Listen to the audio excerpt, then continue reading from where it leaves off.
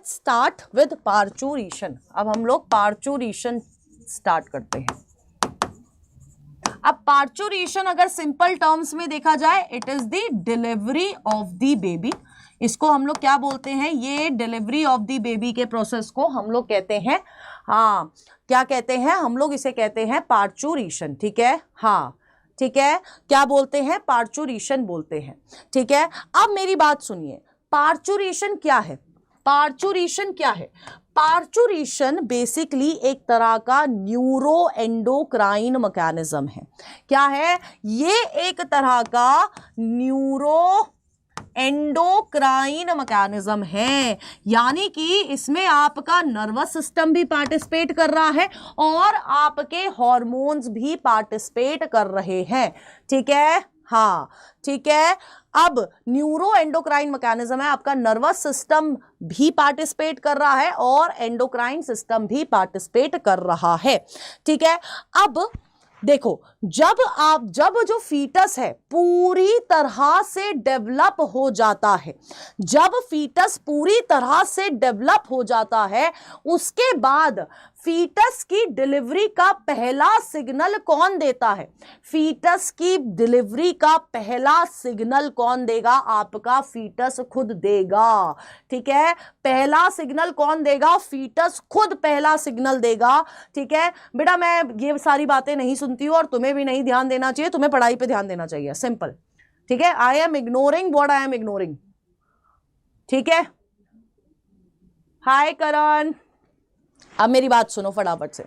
ठीक है, तो जो सिग्नल है, सिग्नल फॉर पार्चुरेशन कौन दे रहा है, सबसे पहले आपका जो सिग्नल है वो देता है कौन, आपका प्लस आपकी की फीटस, फीटस खुद सिग्नल देता है।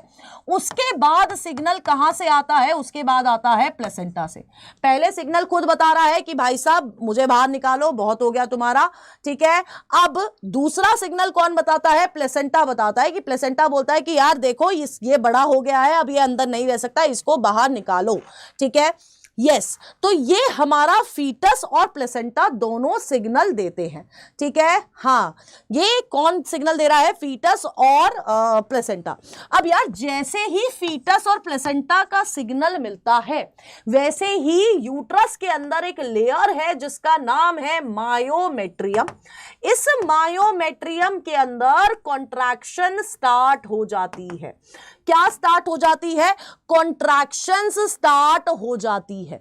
अब जैसे ही कॉन्ट्रैक्शन स्टार्ट होगी, ठीक है, जैसे ही कॉन्ट्रैक्शन स्टार्ट होगी वैसे ही क्या होगा बेटा, वैसे ही आपका जो प्लेसेंटा है सबसे पहले प्लेसेंटा रिलीज करेगा ईस्ट्रोजन। अब यार तुम्हें लग रहा होगा यहां पर ईस्ट्रोजन का क्या रोल है, तो बेटा ईस्ट्रोजन का बहुत बड़ा रोल है। बहुत बड़ा रोल क्या है, जैसे ही प्लेसेंटा ईस्ट्रोजन रिलीज करेगा, ईस्ट्रोजन क्या करता है, वो ऑक्सीटोसिन के रिसेप्टर्स का नंबर बढ़ाएगा, ताकि ज्यादा ऑक्सीटोसिन आए, ज्यादा वो अपने रिसेप्टर से बाइंड करे और कॉन्ट्रैक्शन ज्यादा हो। ठीक है, क्लियर है। अब मेरी बात सुनो यार, ईस्ट्रोजन क्या करेगा, it increases the receptors of oxytocin, ताकि ज्यादा ऑक्सीटोसिन आए। ठीक है, अब क्या होगा, मोर ऑक्सीटोसिन आएगा, ज्यादा ऑक्सीटोसिन आएगा, और ये ज्यादा ऑक्सीटोसिन क्या करेगा बेटा जी, ज्यादा कॉन्ट्रैक्शन करेगा। इस ज्यादा कॉन्ट्रैक्शन के वजह से क्या होगा, इस ज्यादा कॉन्ट्रैक्शन के वजह से आपका, एक मिनट, इस ज्यादा कॉन्ट्रैक्शन के वजह से क्या होता है, बेसिकली डायलेशन ऑफ सर्विक्स होगा। Cervix is the mouth of the uterus, तो वो थोड़ा डायलेट होगा, थोड़ा खुल जाएगा। ठीक है, डायलेशन ऑफ सर्विक्स होगा, और फिर फाइनली क्या हो जाएगा, बेबी एक्सपेल आउट हो जाएगा, एक्सपल्शन ऑफ बेबी हो जाएगा, और एक्सपल्शन ऑफ बेबी के प्रोसेस को ही हम लोग पार्चुरेशन कहते हैं। ठीक है, हम लोग क्या कहते हैं, पार्चुरेशन कहते हैं। दिस इज व्हाट हैपन्स, ये आपका क्या होता है, दिस इज व्हाट हैपन्स। आपका oxytocin is the main hormone जो कॉन्ट्रैक्शन करवा रहा है। कॉन्ट्रैक्शंस कौन सा हार्मोन करवाता है, मेनली ऑक्सीटोसिन वाला हार्मोन कराता है। इसको हम लोग बर्थ हार्मोन भी बोलते हैं।